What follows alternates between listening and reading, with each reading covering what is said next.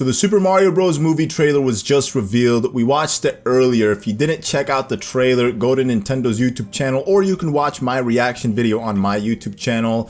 I posted it. I'm not going to be playing the trailer in this video because the trailer is copyrighted, which makes sense. However, I will be breaking down everything that I come across that seems interesting or could potentially be an Easter egg. It looks like the movie starts us off in what it seems to be Frosted Glacier from New Super Mario Bros. U. The reason I say that is because Frosted Glacier had a beautiful starry sky, which you can kind of see. It has the aurora in the sky, which was a thing in New Super Mario Bros. U. As you can see here, we have the aurora in the sky as well, and this is obviously the snowy area of the game.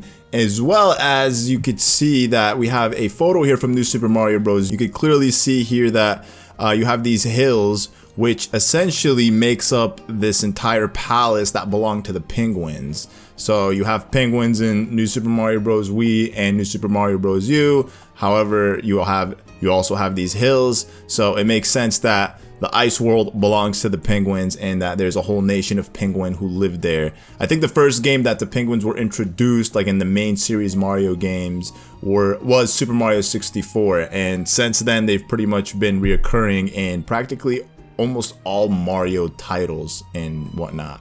Then moving on, you have Bowser's Castle, which as you can see is floating in the sky. Bowser is clearly shooting fireballs from the Bowser logo, or the Bowser head that's attached at the front of the castle. And immediately when I saw this, I got Paper Mario vibes. As you can see here, this is Bowser's Castle from Paper Mario. It's not like the official render of the game, but it's supposed to replicate, it's supposed to be an accurate depiction of what Bowser's Castle from that game looked like. And as you can see, right smack dab in the middle of the plot of land that carries Bowser's Castle is the Bowser head. You can clearly see the Koopa spike balls, which also were a thing attached on Bowser's Castle in Paper Mario 64. As you can see here, Bowser's Castle, you have the Bowser head, you have the Koopa spike balls on the sides. And then this scene is really interesting because as you can see, when Bowser's giant plot of land is now grounded, you could see the castle isn't quite visible, but you can make out that it is Bowser's Castle because you see these towers on the sides. But it's like smack dab in the middle of a volcano. It definitely gives off Super Mario 3D Land vibes with Bowser's Castle being in the middle of lava in those games, but at the same time, I can't say that it is a reference to any one game in particular. Honestly, the volcano gives me Grumble Volcano vibes. And then this whole plot of land here with all the lava surrounding it gives me Super Mario 3D World vibes. This is a screenshot from Super Mario 3D World, and as you can see, this is the castle of World Castle, aka World 7, which is essentially Bowser's Castle. The whole world takes place in the middle of lava, so most of these levels in this game are actually based around lava. So it definitely gives off that vibe. There's like a bunch of different things that you could say are references that Nintendo put together in one to make this ultimate new concoction of Bowser's Castle. And then here you have Bowser's minions, the typical Bowser's minions carrying Bowser's flag. You have the Koopas, you have Kamek, who's essentially the head of the army. Really nice. You have the paratroopers up in front. You could see clearly from their wings. You didn't see any Goombas in this trailer, which is fascinating. I'm curious to see how they would make those Goombas look, if they'd be hairy in texture, if they just kind of be smoothed out, just like leather skin. I don't know. Now this is insanity. Like Bowser emerging out of his castle, or just out of his airship castle, whatever that thing is supposed to be, coming out in all of his glory with lava and fire just burning around him and behind him is actually one of the coolest scenes from this trailer. It really adds to like Bowser's majesticness as a king, as well as his fearsome, wrathful abilities. It definitely fits, you know, the Koopa King, him being the king of evil in the Mushroom Kingdom and all about fire and whatnot. So here you have like two different Koopas. I love how this Koopa is scared because it's an accurate depiction of how Koopas actually fear Bowser in Mario games. There have been plenty of Mario games where you see like the personality of Koopas. Just like Mario and Luigi, especially in the Mario and Luigi games, you truly see the personality of Bowser's minions, and they are absolutely petrified of Bowser, that they wouldn't dare to displease him in any way, knowing that Bowser is vengeful and wrathful and will take retribution on any of his subordinates if they choose to disobey him or let alone even piss him off. And I love the animation for this, like the way Bowser's, like his face moves as he speaks.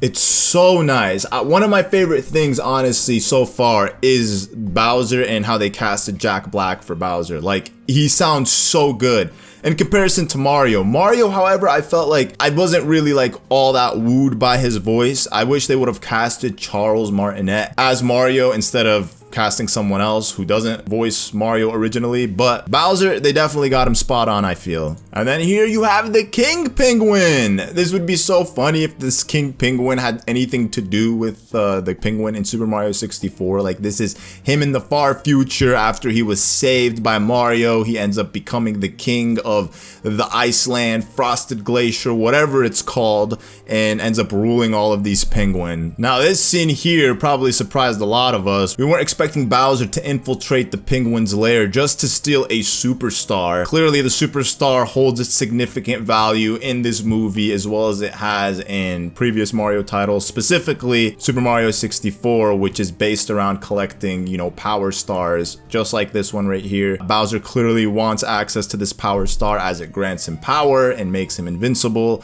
So it's really cool how the power star is essentially the main object that the evil king seeks out. Usually there is some type of object. That's how it usually is in Mario games, and the power star is a classic reference to Super Mario 64, of course, and other Mario titles that have power stars there as well. But like, this kind of looks like, if I were to just to see this picture, I would totally think Super Mario 64 for sure. Like, even the way Bowser looks like in this lighting with the power star in the middle, it definitely looks like a Super Mario 64 render. Like, if you were to look at the renders from that game, the original renders, you could see all the texture on Bowser the way you see it in this movie. So it's really awesome that they've done this. And after that little Bowser scene, you see Mario being catapulted out of a warp pipe, landing on a beautiful grassy field that is surrounded by mushrooms.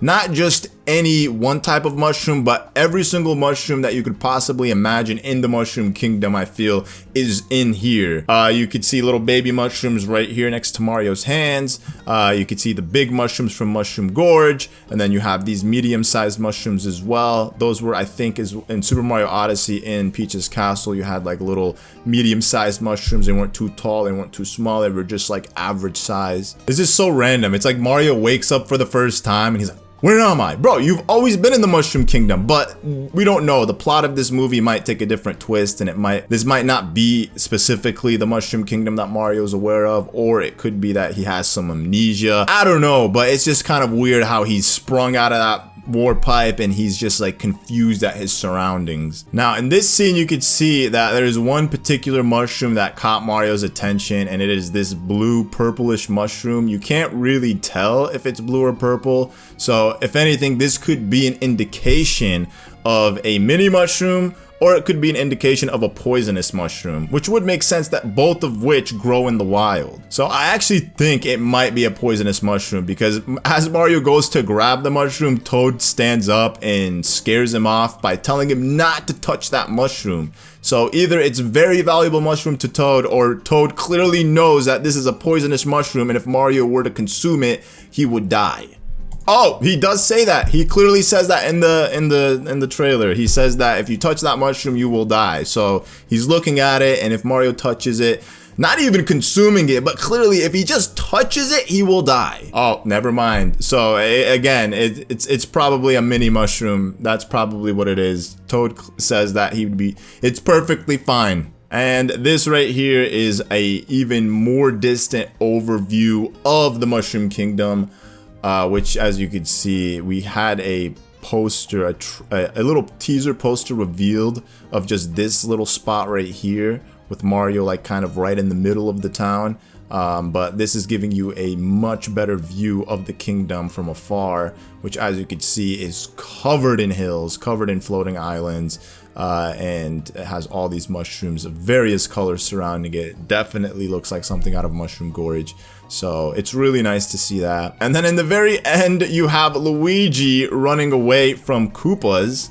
You have a scene of Luigi running away from Dry Bones in a middle of a spooky forest. This forest actually looks just like the forest that Luigi stumbles upon the mansion in Luigi's Mansion. You have these trees with weird curved branches that are completely free of any leaves in the middle of the darkness with the moon shining in the background, creating light.